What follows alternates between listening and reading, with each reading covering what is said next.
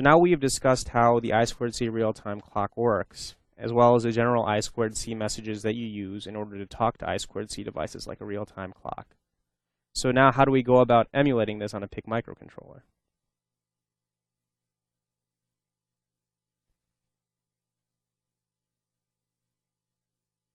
If we recall the block diagram from earlier of the I²C real-time clock, we saw that it consisted of three parts. The RAM, which is on the right, the oscillator that clocks when the RAM is updated, as well as the I²C bus interface. So all that we need to do in order to emulate this in our microcontroller is to model this system in our microcontroller.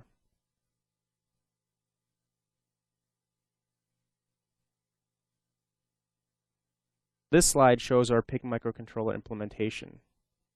Like the block diagram of the I²C real-time clock calendar that we saw before, it also consists of two parts. First is the synchronous serial port module, which is able to receive I²C messages over the serial data and serial clock lines.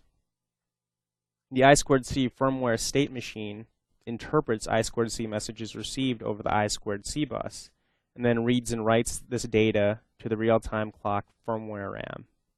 We won't have time to discuss the details of the I²C slave mode firmware here. However, another webinar will be released that covers the subject in far more detail. And there's also an application note that exists with some additional details. The application note is AN734.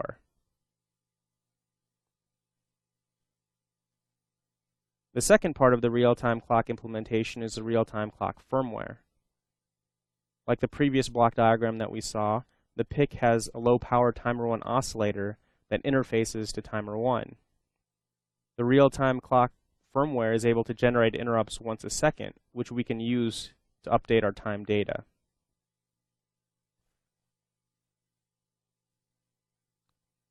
The real-time clock firmware accesses the timer 1 peripheral and general purpose registers. The general purpose registers need to be structured so that the I²C state machine can access the entire register map of the real-time clock. In this slide, we see that we must ensure that the data is grouped together in our GPR and that an additional register is added to the array. This register holds the index or offset location. This next slide shows the RAM definition for the real-time clock. We first define the length of the buffer, which is 14 bytes long. In the following lines of code, they individually assign a name as well as the offset from the buffer location of each data in RAM. So this ensures that our data is sequential and that it can be accessed by our state machine. And it also makes it easier for us to code. Our real-time clock firmware uses the timer 1 module to generate an interrupt once a second.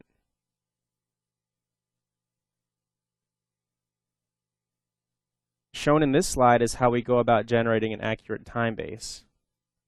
In order to generate a 1-second interrupt using an external 32.768 kHz crystal with no prescaler, we must preload the value 32768 into the timer registers.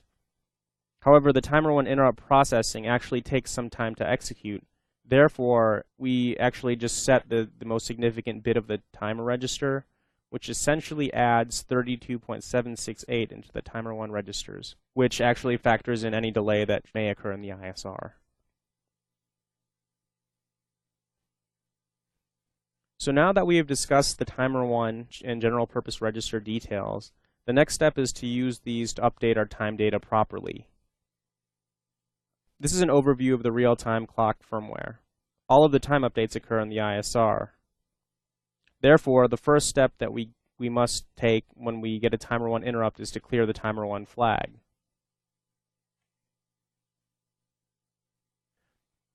Next, we preload the timer by setting the most significant digit of timer 1. This ensures that the next rollover/interrupt of timer 1 will occur in 1 second.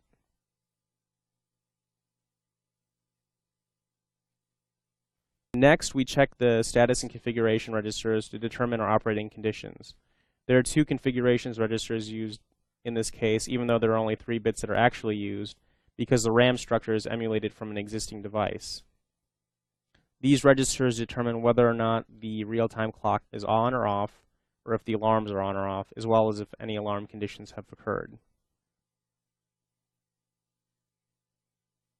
The final step in our firmware is to increment our time variables. Because our time base is 1 second, the first time data that is incremented is seconds. If we reach 60 seconds, we must clear seconds and then increment our minutes. So we have to step through all our time data if we roll over, and we check each variable and determine if they have overflowed.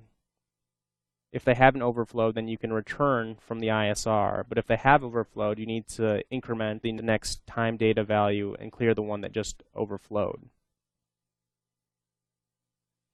The firmware itself is very simple. It consists of just 4 steps. First, it executes at a set time base using the timer 1 peripheral. Next, it checks status bits to set operation modes of the device. Next, it increments the time variables, storing this data to RAM that can also be read by the I²C state machine.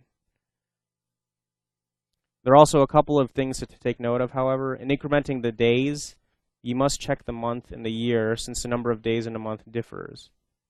And you also need to take into account leap years. And this can all be done in software. This is all we have for you today. However, we actually have some existing development tools that demonstrate what we have learned here. Shown on this slide is the PIC System Management Kit that includes a development tool that emulates 4 I²C slave devices in one microcontroller. It also includes the PIC Serial Analyzer, which can communicate to serial devices through a PC GUI. It also includes the firmware source code for the PIC System Management Board, as well as detailed slideshow presentations and labs to exercise the hardware. So that's all we have for you today, and I thank you for listening.